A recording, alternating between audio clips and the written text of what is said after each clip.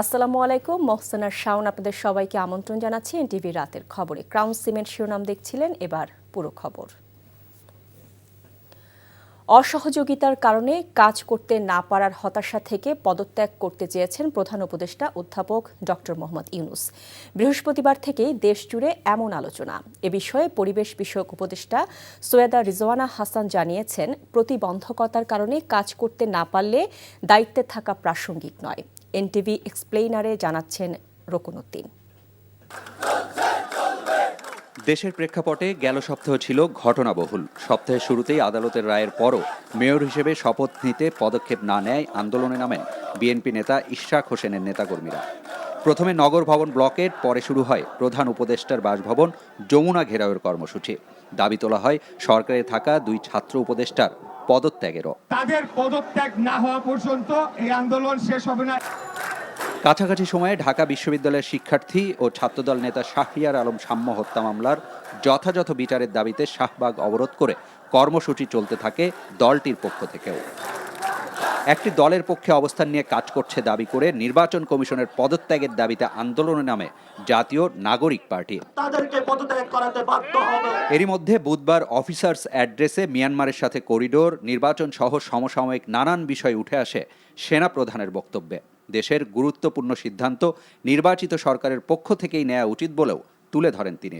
এমন বাস্তবতায় বৃহস্পতিবার উপদেষ্টা পরিষদের নিয়মিত বৈঠকে উঠে আসে এসব প্রসঙ্গ। রাজধানীতে প্রতিদিন সড়ক আটকে আন্দোলন, সংস্কার সহ বিভিন্ন বিষয়ে রাজনৈতিক দলগুলোর ঐক্যমত্য না হওয়া, রাষ্ট্রীয় কাজে নানান পক্ষের অসহযোগিতার বিষয় তুলে ধরেন প্রধান উপদেষ্টা নিজেই। এক পর্যায়ে ক্ষোভ ও হতাশা থেকে পদত্যাগও করতে চান বলে জানিয়েছেন বৈঠকে উপস্থিত থাকা অনেকেই। সেদিন সন্ধ্যায় প্রধান উপদেষ্টার সাথে সাক্ষাৎ শেষে তার এমন হতাশার কথা গণমাধ্যমের কাছে তুলে ধরেন জাতীয় নাগরিক পার্টির আহ্বায়ক নাহিদ ইসলাম। একই দিনে প্রধান উপদেষ্টার সাথে সাক্ষাৎ করেন অন্তর্বর্তী সরকারে থাকা দুইজন ছাত্র উপদেষ্টাও। সামাজিক যোগাযোগ মাধ্যমে সমসাময়িক বিষয়ে তাদের মতামত তুলে ধরেন তারা। জাতীয় সংলাপ আয়োজনের আহ্বান জানানো হয় জামাতে ইসলামের আমিরের পক্ষ থেকে।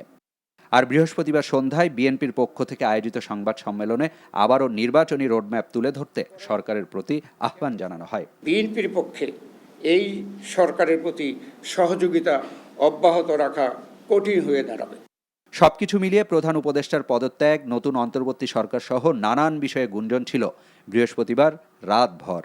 শুক্রবার সকালে এক অনুষ্ঠান শেষে এ বিষয়ে সাংবাদিকরা জানতে চান পরিবেশ বিষয়ক উপদেষ্টার কাছে। এইগুলো আলোচনা করে যেটা আমরা চিন্তা করলাম যে আমাদের এই দায়িত্বটা কিন্তু জাতীয় দায়িত্ব, এবং আমরা তো আগে থেকেই বলছি যে আমরা ক্ষমতা নেইনি, দায়িত্বে আছি। এই দায়িত্বটা পালন করা তখনই আমাদের পক্ষে সম্ভব হবে যখন আমরা সকলের সহযোগিতা পাবো। প্রত্যাশার বিষয়টা এক, আর দায়িত্বটা আসলে পালন করতে পারার বিষয়টা এক। প্রত্যাশা অনেকই থাকতে পারে, কিন্তু আমার তো একটা এনাবলিং এনভায়রনমেন্ট থাকতে হবে এই প্রত্যাশাটা পূরণ করার জন্য। তো আমরা চিন্তা করেছি যে আসলে আমরা পারছি কিনা। আর প্রধান উপদেষ্টা যদি কোনো সিদ্ধান্ত নেন কোনো ব্যাপারে, আমি প্রথম থেকেই বলে এসেছি যে উনি একটা সময় দিয়েছেন, ডিসেম্বর থেকে জুনের মধ্যে নির্বাচন হবে। তার একদিনও এদিক সেদিক হওয়ার কোনো সুযোগ আমাদের পক্ষ থেকে নেই। আমরা যদি আমাদের দায়িত্ব পালন করতে পারি তাহলেই আমাদের দায়িত্বে থাকাটা প্রাসঙ্গিক। যদি দায়িত্ব পালন করতে না পারি, আমাদের যার যার নিজস্ব অনেক কাজ আছে, তাহলে দায়িত্ব পালন করাটা আর প্রাসঙ্গিক থাকলো কিনা। তাহলে কি নানানমুখী চাপে জর্জরিত অন্তর্বর্তী সরকার? প্রশ্ন ছিল উপদেষ্টার কাছে। আমরা পারফর্ম করতে পারছি কিনা, আমাদের বিবেচনায় বিবেকে ওইটাই একমাত্র চাপ। এর বাইরে আর কোনো চাপের জন্য, ধর আপনি এখন এক জায়গা থেকে আরেক জায়গায় মিটিংয়ে যাবেন, সচিবালয় থেকে যমুনা মিটিংয়ে যাবেন, যেতে পারবেন না, রাস্তা বন্ধ। কেন রাস্তা বন্ধ? সেটা তো আসলে অনেক সমস্যা এরকম আছে যেটা আলাপ আলোচনা করলেই হয়তো করা যায়। তো চাপ হচ্ছে আমাদের নিজেদের পারফরমেন্সের চাপ। অসহযোগিতা ও হতাশার কথা তুলে ধরে বৃহস্পতিবার জাতির উদ্দেশ্যে প্রধান উপদেষ্টা ভাষণও দিতে চেয়েছিলেন বলে জানা গেছে। তা না হলেও দু একদিনের মধ্যেই জাতির উদ্দেশ্যে ভাষণ দেবার ঘোষণা আসতে পারে বলে জানিয়েছেন সরকারের উচ্চ পদস্থ কর্মকর্তাদের অনেকেই। রকুনউদ্দিন, এনটিভি নিউজ, ঢাকা। অন্তর্বর্তী সরকারের প্রধান উপদেষ্টা ডক্টর মোহাম্মদ ইউনূসের পদত্যাগ চায় না বিএনপি, তবে তিনি থাকতে না চাইলে বিকল্প বেছে নেবে জনগণ। এমন মন্তব্য করেছেন বিএনপির স্থায়ী কমিটির সদস্য সালাউদ্দিন আহমেদ। নির্বাচন করিডোর এবং চলমান পরিস্থিতি নিয়ে সেনাপ্রধানের বক্তব্যকে স্বাগত জানিয়েছেন তিনি। তার অভিযোগ, সম্প্রতি কয়েক দফা সময় চেয়েও ডক্টর ইউনূসের সাক্ষাৎ পায়নি বিএনপি। এদিকে ঢাকার বাইরে এক অনুষ্ঠানে রুহুল কবির রিজভী বলেন, বিএনপি ক্ষমতায় গেলে জুলাই আন্দোলনের সকল শহীদ পরিবার এবং আহতদের দায়িত্ব নেবে রাষ্ট্র। আরও জানাচ্ছেন আবির আহমেদ। হঠাৎ করেই প্রধান উপদেষ্টার পদ থেকে ডক্টর মোহাম্মদ ইউনূসের পদত্যাগের গুঞ্জন উঠেছে। এ নিয়ে রাজনীতিতে শুরু হয়েছে নানা আলোচনা। যদিও বিএনপির দাবি ছিল 2 ছাত্র ও নিরাপত্তা উপদেষ্টার পদত্যাগ। এমন পরিস্থিতিতে কি ভাবছে বিএনপি, কোন রোডম্যাপ নিয়ে বা এগোচ্ছে তারা, এসব বিষয়ের উত্তর জানালেন বিএনপির স্থায়ী কমিটির সদস্য সালাহউদ্দিন আহমেদ। আমরা চেয়েছি রোডম্যাপ, উনি নিজের দায়িত্ব ছেড়ে দিতে চান। রাষ্ট্র পরিচালনার বিষয়, এখানে আবেগের কোনো বিষয় নাই, আবেগ তাড়িত হয়ে কোনো সিদ্ধান্ত নেওয়ার বিষয় নেই। আমরা তো ওনার পদত্যাগ চাইনি, তারপরেও যদি উনি ব্যক্তিগতভাবে মনে করেন যে ওনার অসুবিধা, উনি থাকতে চান না, তখন জাতি সেটার বিকল্প চিন্তা করবে। এই পৃথিবীতে কেউ অপরিহার্য নয়, কিন্তু আমরা মনে করি উনি একজন বিশ্ববরেণ্য সম্মানিত মানুষ। তিনি এই বিষয়টা অনুধাবন করে অতি শীঘ্র নির্বাচনে একটা রোডম্যাপ প্রদান করে সংস্কার এবং বিচার কার্য চালু থাকবে এবং জাতীয় ঐক্যমতের ভিত্তিতে উনি সরকার পরিচালনা করবেন। অন্তর্বর্তীকালীন সরকারের সাথে বিএনপির কোনো দূরত্ব তৈরি হচ্ছে কিনা এমন প্রশ্নে সালাহউদ্দিন আহমেদ জানালেন, নির্বাচনী রোডম্যাপ নিয়ে আরও কিছুদিন অপেক্ষায় থাকবেন তারা। উনি যেভাবে আমাদেরকে আশ্বস্ত করেছিলেন সেইভাবেই আমরা রাজি হয়েছিলাম যে ডিসেম্বরের মধ্যে উনি একটা জাতীয় সংসদ নির্বাচন দিতে চান। আমরা নির্বাচনের রোডম্যাপ দিতে বললেই হয়তো ওনারা বা সরকারের মধ্যে কয়েকটি কর্নার, একটি কর্নার না, কয়েকটি কর্নার সৃষ্টি হচ্ছে, তারা যতদিন পারে বিলম্বিত করে সরকারকে টেনে নিয়ে যেতে চায়। এবং এই দায়িত্বগুলো কিন্তু মাননীয় প্রধান উপদেষ্টার ঘাড়ে এসে যাচ্ছে। করিডোর, চট্টগ্রাম বন্দর, নির্বাচন ও দেশের আইনশৃঙ্খলা পরিস্থিতি নিয়ে সেনাপ্রধানের বক্তব্য স্বাধীনতা ও সার্বভৌমত্বের জন্য ইতিবাচক বলে মনে করছে বিএনপি। বিভিন্ন রকম কর্মকাণ্ডের মধ্য দিয়ে সেনাবাহিনী এবং সরকারের মধ্যে একটা দূরত্ব সৃষ্টি করেছেন এবং জাতীয় নিরাপত্তা সংশ্লিষ্ট অনেক বিষয়ে উনি খুব দম্ভ ভরে কথা বলেছেন, সেটা ঠিক হয় নাই। সেনা প্রধান তার আইনি এখতিয়ারের মধ্যে থেকে অফিসারদেরকে অ্যাড্রেস করতে পারেন, বিভিন্ন বিষয়ে কথা বলতে পারেন, সেটা আমরা সমর্থন করি। বিএনপি মনে করে গোষ্ঠীগত স্বার্থের জন্য কিছু ব্যক্তি ডক্টর ইউনূসকে দীর্ঘমেয়াদী ক্ষমতায় রাখার পায়তারা করছে। নিরাপত্তা উপদেষ্টা ডক্টর খলিলুর রহমানের পদক্ষেপ তার নমুনা বলেও মন্তব্য করেন সালাহউদ্দিন আহমেদ।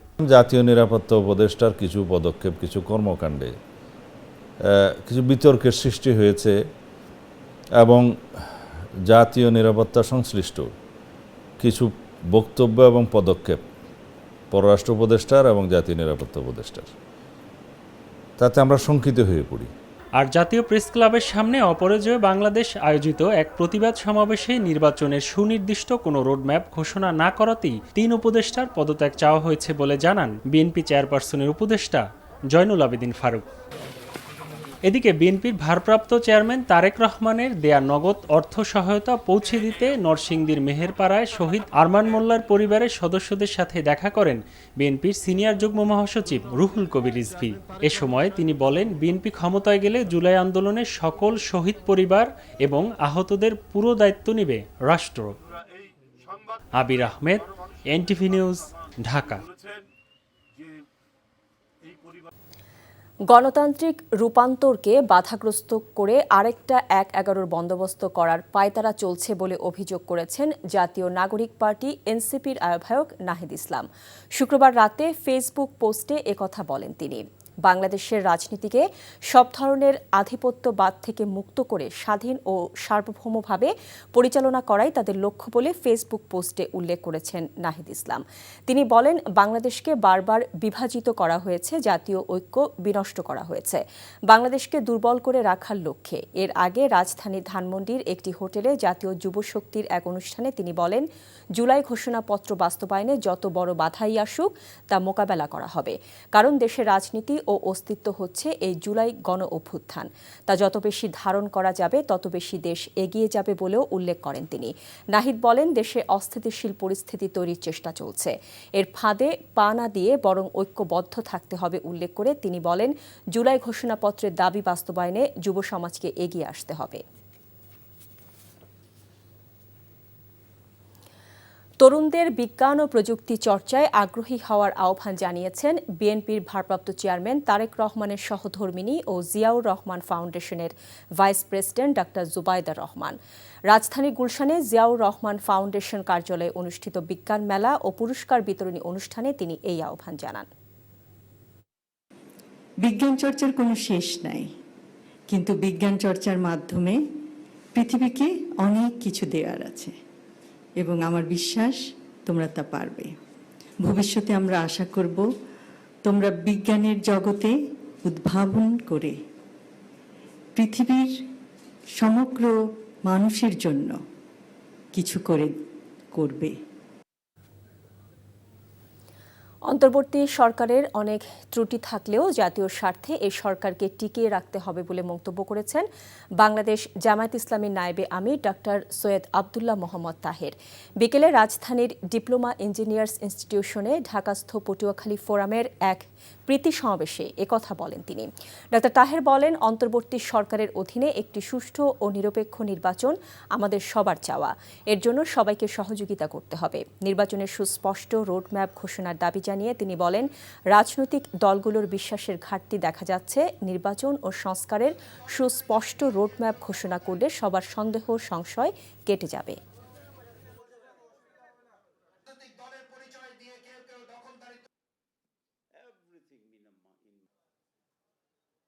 জাতিকে অধ্যাপক ইউনূসের নেতৃত্বেই যে ইন্টারিম গভর্নমেন্ট আছে সেই গভর্নমেন্টকে টিকে রাখতে হবে, টিকে থাকা অপরিহার্য প্রয়োজন।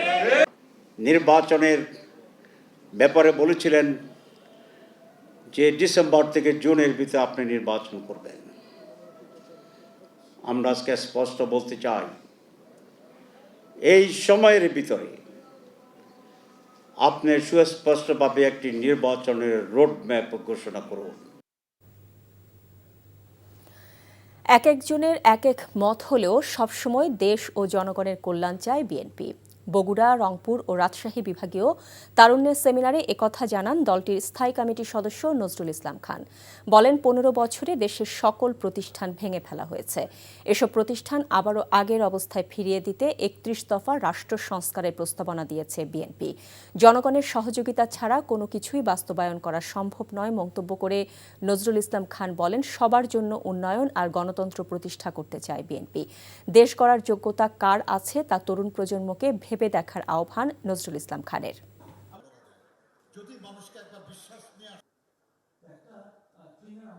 এক একজন এক এক পথে, এক একজনের এক এক মত, কিন্তু সবাই আমরা দেশ এবং মানুষের কল্যাণ চাই।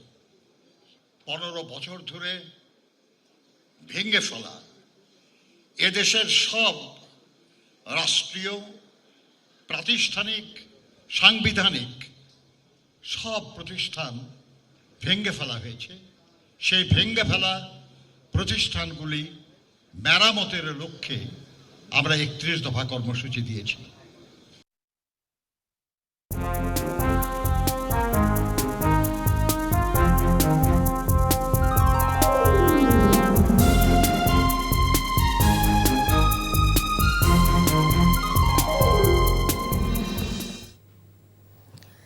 দেশে চলমান বিশেষ সময়ে 2025-26 অর্থ বছরের জন্য এক নতুন ধরনের বাজেট ঘোষণা করতে যাচ্ছে অন্তর্বর্তীকালীন সরকার।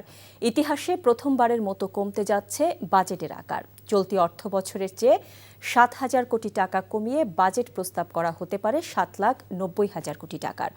35,000 কোটি টাকা কাটছাঁট করা হয়েছে উন্নয়ন বরাদ্দে। বিশ্লেষকরা বলছেন, রাজস্ব লক্ষ্যমাত্রা না কমিয়ে বাজেটের আকার কমানোর চেষ্টা জনগণকে স্বস্তি দেবে না। এটি বরাবরের মতোই উচ্চাভিলাষী বাজেট। সেলিম মালিকের রিপোর্ট। স্বাধীনতার পর থেকে প্রতি বছর উল্লেখযোগ্য হারে বেড়েছে জাতীয় বাজেটের আকার। গত অর্থ বছরের তুলনায় চলতি 2024-25 অর্থ বছরে 4.5% বেশি বাড়িয়ে 7,97,000 কোটি টাকার বাজেট দেয় বিগত সরকার।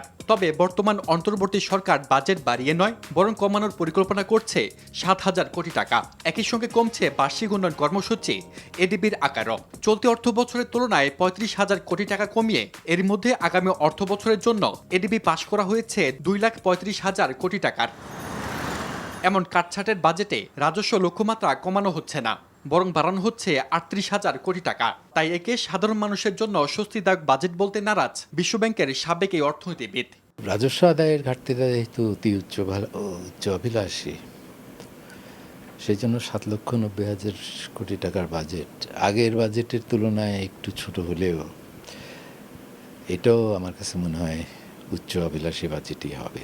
রাজস্ব আদায়ের লক্ষ্যটা আদায় করা খুব কঠিন হবে। বাজারে অতি মূল্যস্ফীতিতে কষ্টে দিন কাটছে নিম্ন ও মধ্যবিত্তের। তাই নিত্যপণ্যের দাম নিয়ন্ত্রণের পাশাপাশি চলমান পরিস্থিতিতে বাজেট বাস্তবায়নই সবচেয়ে বড় চ্যালেঞ্জ বলছেন অর্থনীতিবিদরা।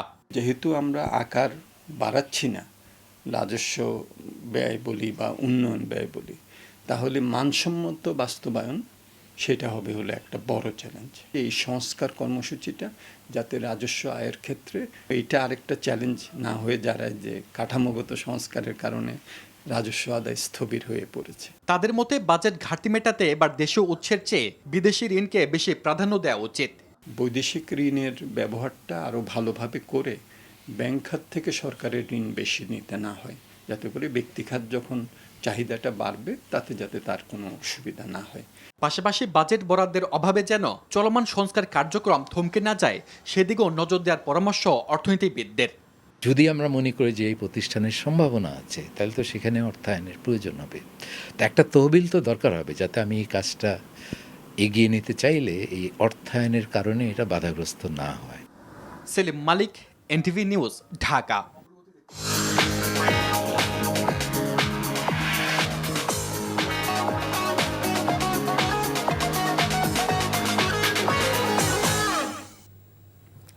মার্কেন্টাইল ব্যাংক অর্থনীতির খবর। গত সপ্তাহের সাথে সামঞ্জস্য রেখে স্থিতিশীল রয়েছে চালের বাজার। ভোজ্য তেল সহ অধিকাংশ পণ্যের সরবরাহ স্বাভাবিক রয়েছে। সপ্তাহের ব্যবধানে কিছুটা কমেছে মুরগি এবং ডিমের দাম। বেশিরভাগ সবজির দাম প্রকারভেদে 40 থেকে 60 টাকা। ইফতেখার রেজা রিপোর্ট।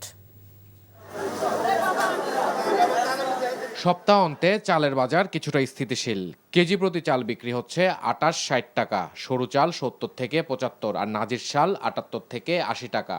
সপ্তাহ দুয়েকের মধ্যে বাজারে নতুন চালের দাম কমতে পারে বলে জানিয়েছেন চালের খুচরা ও পাইকারি বিক্রেতারা। মানুষের প্রত্যাশা তো সীমা নাই। আপনি যদি 50 টাকা কেজি হলো মানুষের প্রত্যাশা থাকবে 40-এ কেন আসে না? চালের দাম তো আল্লাহর মতো আগামী সপ্তাহে আরো কমার সম্ভাবনা আছে, কারণ হলো এখন যে দাম আসছে আর একটু চাইলে আর একটু ভালো আসবে, আর একটু দামও কমবে। বাজারে 2 কেজি আটার প্যাকেট 120 টাকা, লাল চিনি 140, মসুর ডাল বিক্রি হচ্ছে 110 থেকে 160 টাকায়।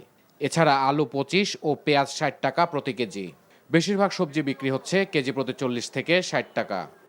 আজকে একটু দেখতেছি মনে হচ্ছে একটু ওভারঅল সবজিগুলোর দাম একটু বাড়তি থাকছে। প্রতি ডজনে 5 থেকে 10 টাকা কমেছে ডিমের দাম। ব্রয়লার মুরগির দাম 20 টাকা কমে 160 ও সোনালী 250 টাকা প্রতি কেজি। এছাড়া গরুর মাংস প্রতি কেজি 750 আর খাসি 1100 থেকে 1200 টাকা। ক্রেতারা বলছেন বাজারের এমন পরিস্থিতিতে আয় ব্যয়ের ভারসাম্য রাখতে হিমশিম খাচ্ছেন তারা। আমাদের ডে টু ডে যে জিনিসগুলো লাগে সেগুলোর দামই আসলে বাড়তেছে। একটু গরম পড়ছিল, ডিমের উৎপাদন কম ছিল, এগুলো থেকে একটু দামটা বাড়ছে। কত শতাংশ সোনালী ছিল 270 টাকা, এই সপ্তাহে 250 টাকা, কেজিতে 20 টাকা কম। ব্রয়লার 280 ছিল, 180, সেটা 160 ব্রয়লার। দেশি ছিল 650, এখন 630। এছাড়া বাজারে ইলিশ বিক্রি হচ্ছে 1800 থেকে 2000 টাকা প্রতি কেজি। মধ্যম আকারের রুই 360, মৃগেল 270, চিংড়ি 600 থেকে 800 টাকা প্রতি কেজি। আগের থেকে কম আছে। গত বাজারে আমি 380 টাকা করে নিয়েছিলাম, এখন 60 টাকা। চিংড়ি মাছটা যদি 600 টাকা কেজি থাকতো তাহলে ঠিক ছিল। দেশের ভোগ্যপণ্যের বাজার সবসময় স্থিতিশীল থাকবে এমন প্রত্যাশা সাধারণ ক্রেতাদের। Iftekhar Reza, NTV news, Dhaka. অর্থ উপদেষ্টা সালেউদ্দিন আহমেদ বলেছেন, নানামুখী চাপে সরকার চ্যালেঞ্জের মধ্য দিয়ে যাচ্ছে আর নানা সংকট থাকা সত্ত্বেও দেশ এগিয়ে যাচ্ছে বলে মন্তব্য করেছেন তত্ত্বাবধায়ক সরকারের সাবেক উপদেষ্টা হোসেন জিল্লুর রহমান। রাজধানীর রেসিডেন্সিয়াল মডেল কলেজে আয়োজিত এক অনুষ্ঠানে এসব কথা বলেন তারা। আরও জানাচ্ছেন আরাফাত ইসলাম। সপ্তমবারের মতো আয়োজিত বাংলাদেশ অর্থনীতি অলিম্পিয়াড 2025-এর জাতীয় পর্বে দেশের ব্যাংকিং খাতের সংশ্লিষ্টরা বলেন, জুলাই আগস্ট অভ্যুত্থান পরবর্তী 9 মাসে দেশের অর্থনীতি অনেকটাই ঘুরে দাঁড়িয়েছে। রেমিট্যান্স ও রিজার্ভের সাথে বেড়েছে রপ্তানি এবং ডলার সরবরাহও। তবে ফের রাজনৈতিক অস্থিরতা বিরাজ করলে দেশের অর্থনীতি আবারও স্থবির হয়ে পড়বে বলে শঙ্কা তাদের। সিপিডির নির্বাহী পরিচালক ফাহমিদা খাতুন বলেন, বিগত সরকারের আমলে রাজনৈতিক প্রভাবে নীতি নির্ধারকরা একমুখী অর্থনীতি পরিচালনা করায় সমাজে বৈষম্য বেড়েছিল। রাজনৈতিকভাবে প্রভাবপুষ্ট হয়ে নীতি নির্ধারকরা একদিকে একটা একমুখী অর্থনৈতিক নীতি পরিচালনা করে আসছেন, সেই জন্য সমাজ পিছিয়ে যায়। অর্থ উপদেষ্টা সালেউদ্দিন আহমেদ বলেন, আইএমএফের চাপিয়ে দেওয়া কোনো সিদ্ধান্ত মেনে নেওয়া হয়নি, বরং সমস্যা সমাধান করা হয়েছে। আইএমএফ ওয়ার্ল্ড ব্যাংকের কত কিছু কথাবার্তা বলে সেটা দেখলে একবার সুখকর না, এটা সাব অপটিমাল সলিউশন আমরা দিয়েছি, সেটা হয়তো পারি না, বাট ওরা যেটা করতে যেত সেটা চাপিয়ে দিতে পারি না, আমরা একটা সলিউশনে আসছি। আর আমাদের জন্য একটু যখন আমরা অনেক চ্যালেঞ্জের ভিতরে আজকে দেরি হয়েছে, কারণ আছে সকাল থেকে আমার অনেক রকম ডায়নামিক্স। সেটা তত্ত্বাবধায়ক সরকারের সাবেক উপদেষ্টা হোসেন জিল্লুর রহমান বলেন, আগামী দিনে সংকট কাটিয়ে দেশকে এগিয়ে নিতে কর্মক্ষম মানুষের বিকল্প নেই। সবসময় নানা ধরনের সংকট অতিক্রম করে বাংলাদেশ এগিয়ে যাচ্ছে এবং এই এগোনোর পথে সক্ষম মানব সম্পদ তৈরি করা হচ্ছে অন্যতম এজেন্ডা। সংকটের নানা চেহারায় আমরা সবসময় মোকাবেলা করতে থাকি। আমাদের যদি শুভ নিয়তের জায়গায় আমরা যদি ঐক্যবদ্ধ থাকি, এগিয়ে যাওয়ার পথে এই সক্ষম মানুষগুলোই হবে অন্যতম কামিল।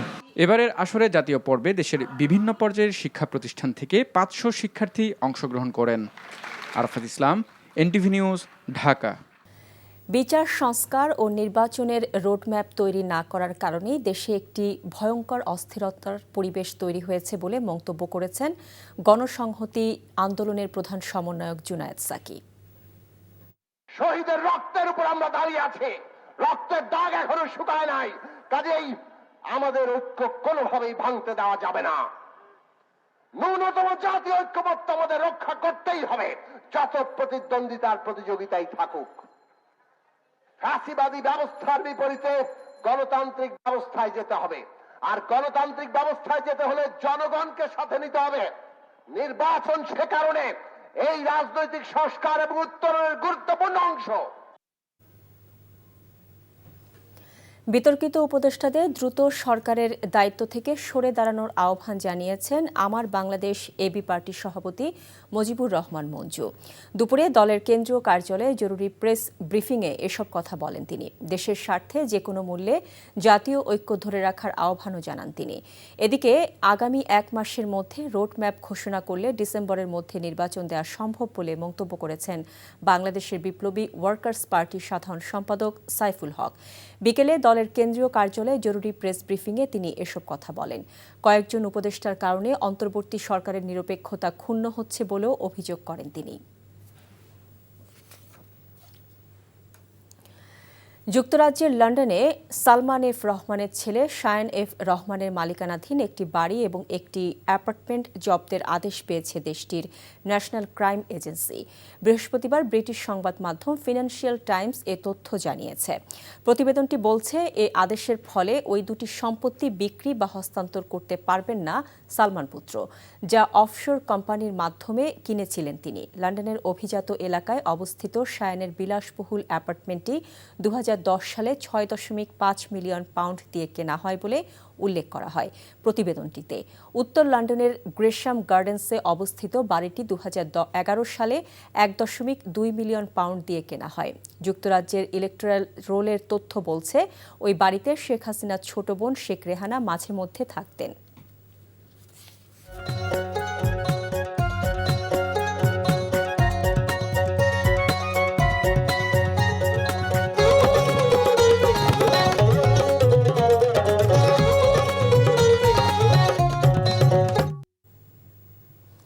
কনকা ফ্রিজ প্রেজেন্টস কোরবানির গরুর হাটের খবর। ঈদুল আজহাকে সামনে রেখে চাঁদপুরের পশুর হাট কাঁপাতে আসছে শাহরাস্তি কিং। আদর করে বিশাল আকৃতির গরুর এমন নাম রেখেছেন মালিক। প্রাকৃতিক খাবারে গবাদি পশু লালন পালনে ব্যস্ত 4000 খামারি। তাদের দাবি, গোখাদ্যের দামের সাথে বেড়েছে পশুর দামও। এ নিয়ে ক্রেতা বিক্রেতার মধ্যে মিশ্র প্রতিক্রিয়া। চাঁদপুর প্রতিনিধি শরীফুল ইসলামের পাঠানো তথ্য ছবিতে শওকত করিমের ডেস্ক রিপোর্ট।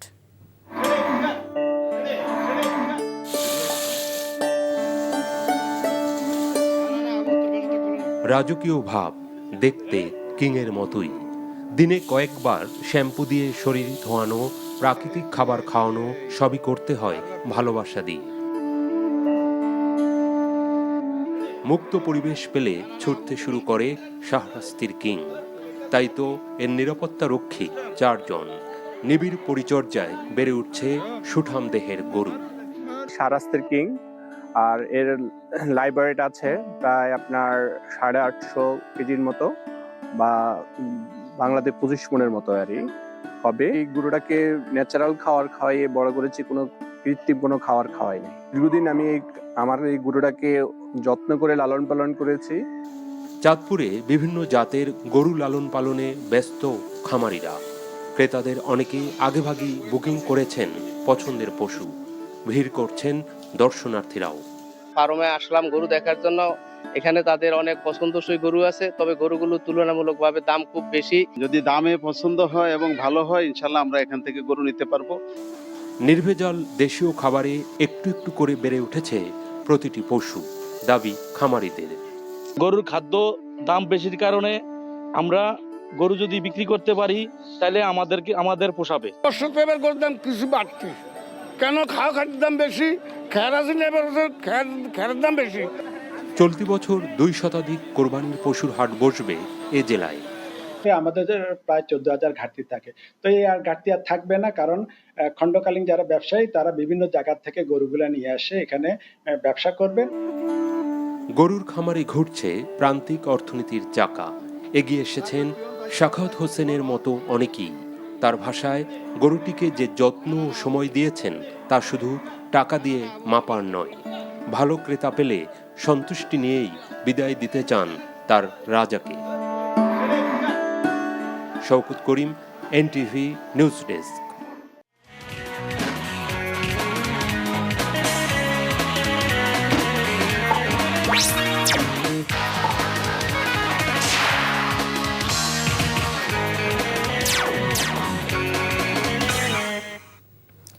ইস্পাহানি প্রিমিয়ামটি খেলার খবর।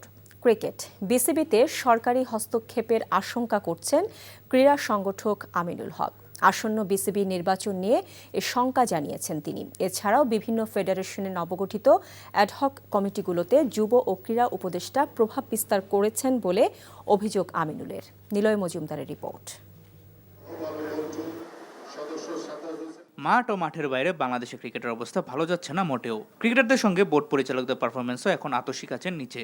আসন্ন বিসিবি নির্বাচনের আগে অনেক নাম ভাসছে চারদিকে সম্ভাব্য সভাপতি পদপ্রার্থী হিসেবে। সরকারের সরাসরি হস্তক্ষেপে এসবই ক্রিকেট কার্যক্রমকে অস্থিতিশীল করে তুলছে বলে জানিয়েছেন ক্রীড়া সংগঠক আমিনুল। খুব দুঃখের বিষয় বলতে হয় যে ভবিষ্যতে এই ক্রিকেট বোর্ডে কে সভাপতি হবেন বা কে ডিরেক্টর হয়ে আসবেন, কিন্তু সেই ক্রিকেটকে কলুষিত করার জন্য কতিপয় ব্যক্তিবর্গ আমি ইদানিং দেখতে পাচ্ছি যে ক্ষতিগ্রস্তভাবে তারা বিভিন্ন বাজে কিছু কথা বলার মাধ্যমে তারা আলটিমেটলি ক্রিকেটকে ক্ষতিগ্রস্ত করছেন।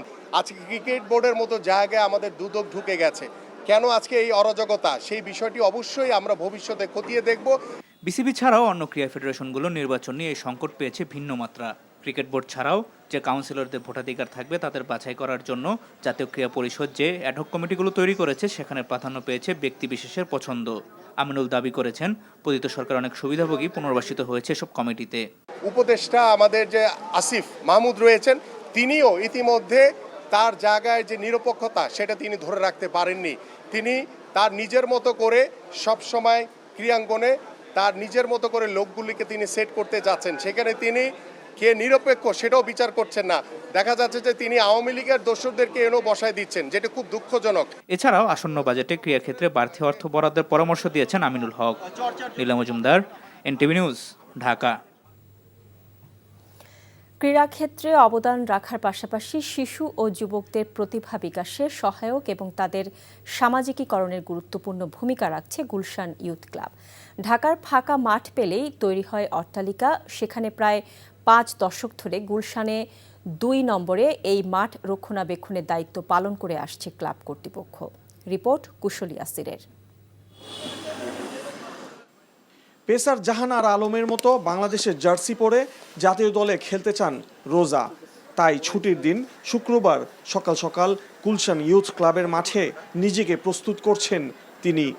আমিও নেক্সটে খেলতে চাই ভালো লেভেল। আমি চাই যে আমিও একদিন ভালো কিছু করব। আমার সেই লক্ষ্যেই আমি আগাচ্ছি। ক্লাব প্রাঙ্গণে ইনডোরে আছে কারাতে, ব্যাডমিন্টন ও টেবিল টেনিস। আউটডোরে বাস্কেটবল, টেনিস এবং অ্যাস্ট্রো টার্ফে ফুটবল খেলার সুযোগ রয়েছে। জিমনেশিয়াম এবং সুইমিং পুলও আছে, যা স্বাস্থ্য চর্চায় সাহায্য করে। যারা দ্রুত শিখে যায় তাদেরকে আমরা অ্যাডভান্স কিছু শিখিয়ে দেই, যেমন ব্যাক ফ্লোটিং, তারপর back swimming, breast stroke, butterfly, এগুলাও দেখানো হয় ফ্রি স্টাইলের পাশাপাশি। শিশুদের শারীরিক বিকাশের জন্য রোলার স্কেটিং অনুশীলনেরও সুবিধা রয়েছে। এমনি জিগজ্যাগ এক্সারসাইজ আর এমনি প্র্যাকটিস করি। ইন্টারন্যাশনাল আর ন্যাশনাল গেমসে পার্টিসিপেট করতে চাই। 1978 সালে প্রতিষ্ঠা পায় ক্লাব। সেই থেকে ক্রীড়াঙ্গনে নানা ভূমিকা পালন করছে তারা।